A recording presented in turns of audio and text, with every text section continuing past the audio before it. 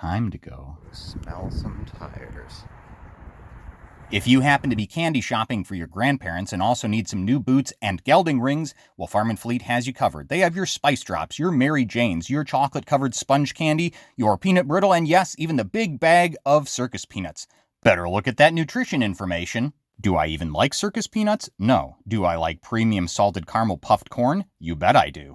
But we'll need those circus peanuts for our most cursed Jello salad recipe to date, in which we'll be putting Pawpaw Pulp, Circus Peanut Salad. My wife Sue first saw this recipe in Illinois Country Living magazine about a decade ago and shared it with me as a joke. I was able to find similar recipes online, so obviously it's not a prank, right? Clearly this is a real food that not just cartoon characters eat. These recipes called for more circus peanuts, and that's why I got the big bag. I decided to use the more modern internet recipes because they specified which size can of crushed pineapple to use, even though the original recipe seems simpler. I started by chopping up 32 circus peanuts into tiny pieces, which I'll be melting in a double boiler, since I don't have a microwave. You might want to grease your knife, but they chopped easily enough. I got my water bath boiling and placed my mixing bowl of circus peanuts atop it. Here I'm adding 1/4 cup of boiling water in order to melt these circus peanuts. We're now making a large box of orange Jello with 3/4 cup of boiling water and adding it to our candy mixture. After whisking together our Jello and candy mixture, we're going to set it aside and let it gel. Definitely use a 9x13 baking dish and not silicone bakeware. This stuff is really sticky and it just doesn't mold well, plus you're not supposed to use non-stick spray on silicone molds.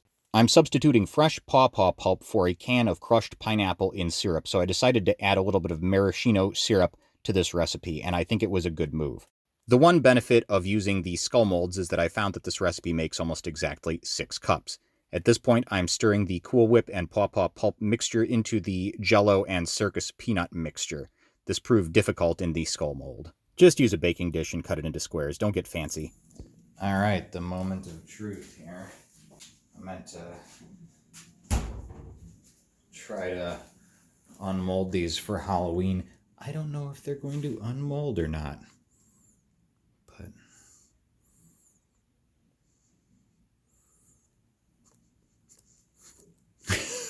I do not think they're going to unmold. But they seem congealed, so maybe.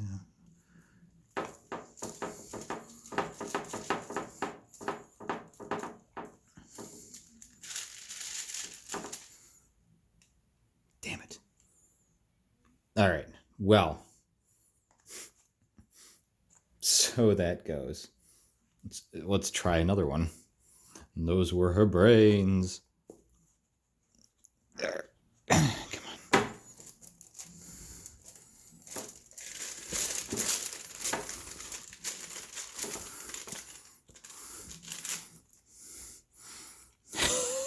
on. Terrible. Well, we didn't get any skulls, but we did get something that looks like it's out of a body melt horror movie. The gelatin really wanted to set in those nooks and crannies of the teeth and nose bones. We'll just hide that. Okay, so this stuff has just been an absolute mess to deal with. It unmolded terribly, and we're now just eating the stuff off the skull mold. Just like sticky and very hard to deal with, but it's good. Like, I'm a little surprised at how much I like this. We've never made this before, have we? Just like regular? We always joked at how... No, I think we did. Did we? Okay. Yeah. I don't remember it very well, though. Pretty color. I mean, the texture's decent. It's really sticky, though. Okay. Because you're dissolving... I think this is by design sticky. It's dissolving circus peanuts into Jello. Mm-hmm. And then you're whipping it partially with Cool Whip.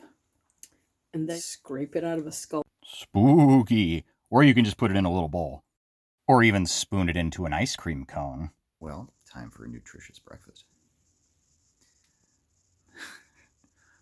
I think this is maybe what a pawpaw might be.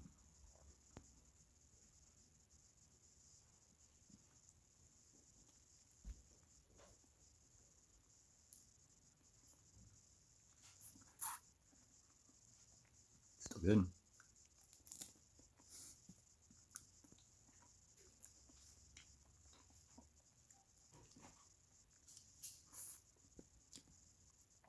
trim that mustache.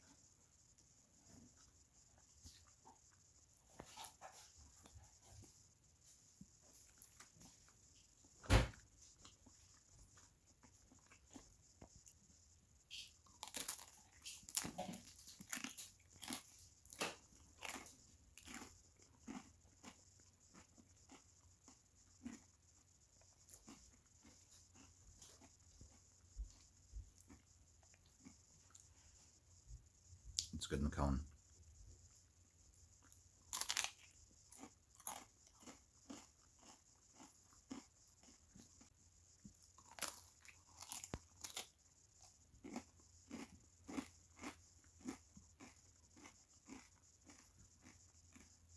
It is a little odd eating a refrigerated but not frozen thing in a cone.